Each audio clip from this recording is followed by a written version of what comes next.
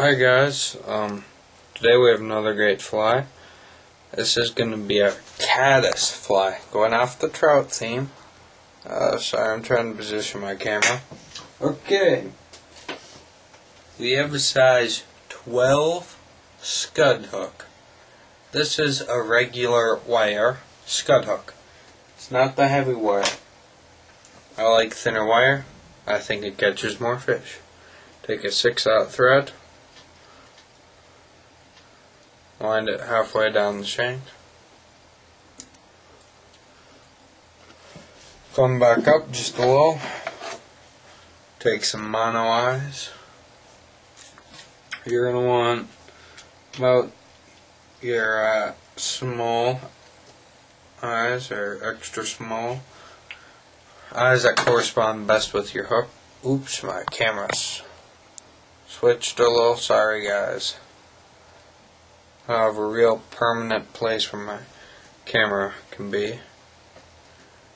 I'd appreciate any tips on how to position a camera. I would actually appreciate any of your feedback. Just tie these mono eyes in. You could use brass eyes. In fact, I have tied these with brass eyes. However, the goal of this fly is to drift not along the bottom, but in the drift column. This fly is not supposed to go deep. Matter of fact, this fly, I'm not going to add any weight. Well, besides a little copper wire. I will put a little peg of split shot on the fly line, but other than that, no weight. So, tie those in very securely. Get a little dab of super glue, but I don't really see the need for it. These are, once again, because I didn't tell you, this is an olive mono eye small. You could use black, but I like olive because it imitates the caddis, I think, the best, even though I still have black eyes. Take some pheasant tail. You want your tail just slightly under the length of your body, or of the hook shank, sorry. Came out wrong. Okay. Take some fine gold or copper wire. In general, I will use copper wire for very clean water.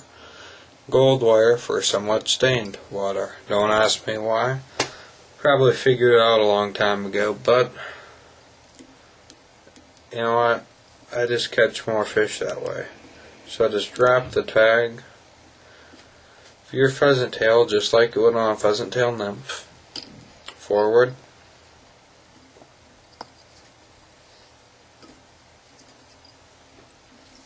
Just a sec. Camera got knocked out of place again. Sorry about that. It looks like I accidentally missed a hurl when I was doing my wraps. Okay, go the opposite direction with your fine gold wire.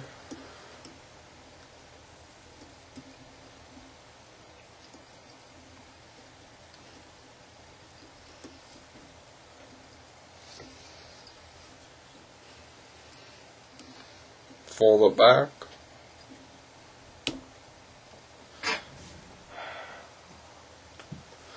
Break or cut off.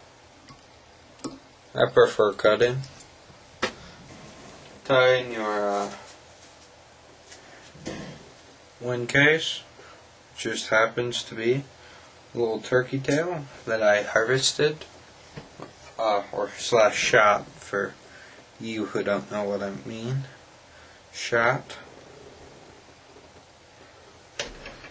This spring, you're going to want about 15 to 20 fibers.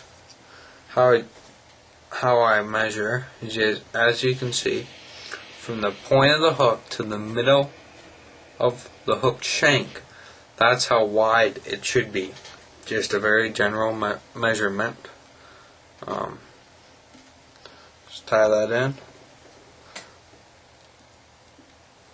and just trim it off. Okay, next you're going to prepare the thread for dubbing. I'm going to use the seals for dubbing because I want to imitate legs, and seals fur is very good for that. So just work on a lot of wax. And next you get to pick a color of seals fur.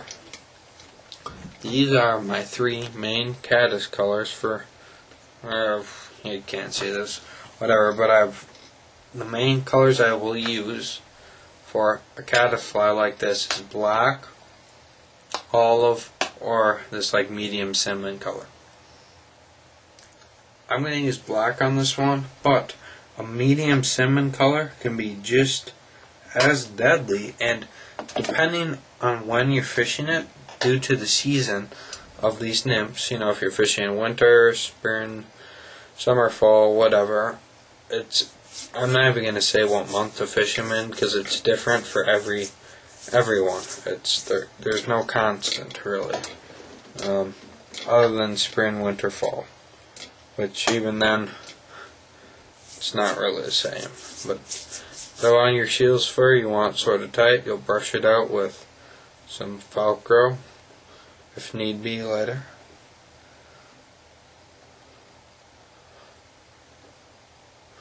Figure 8 over the eyes.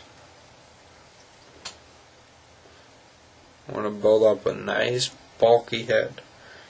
You want to make it look like, you know, you want a very fat head and you want a very slim body. Pull your wind casing material over. Trim it off. You can save that turkey tail for another fly. You did not use much of that quill section. Make a small head and just whip finish. It's a very fast dye, very effective. Sort of a step up from a pheasant tail nymph. You could apply a coat of epoxy over the pheasant tail or the turkey tail, like seen in epoxy back nymphs in American Angler magazine, and like I did with the lake nymph. However, you know what? I think it's a very good idea. Usually I'll just put some super glue over here, but if you want the fly to last forever, here's the lake nymph. Go back and see that video. This has epoxy right here. I'll make this nymph last forever, you know, until the hook breaks, or until all the tails break off, because pheasant tail will break. But you know what? It adds a little too much weight, I think. Makes the nymph too heavy, and some people are saying, "Wow, you want a light nymph?" I'm like, yeah. This is a drifting nymph. You could have an anchor fly or just drift it. Cast upstream 20 feet and let it drift back towards you. Very fun way to fish, very effective. By no means is it a conventional nymph. It's not a wet fly. It's supposed to look somewhat realistic. And these mono eyes are great because they add just a little buoyancy. Thanks for joining me. If you want any more, or if you want to fish this fly, so I'm trying to get at, please feel free to comment and ask, and I'll comment back, or email me. Maybe I might be gone on a fishing trip, depending when I post this video, but expect at least I'll try to get back to you within the day, but might actually take a week, but have a little patience, and thank you.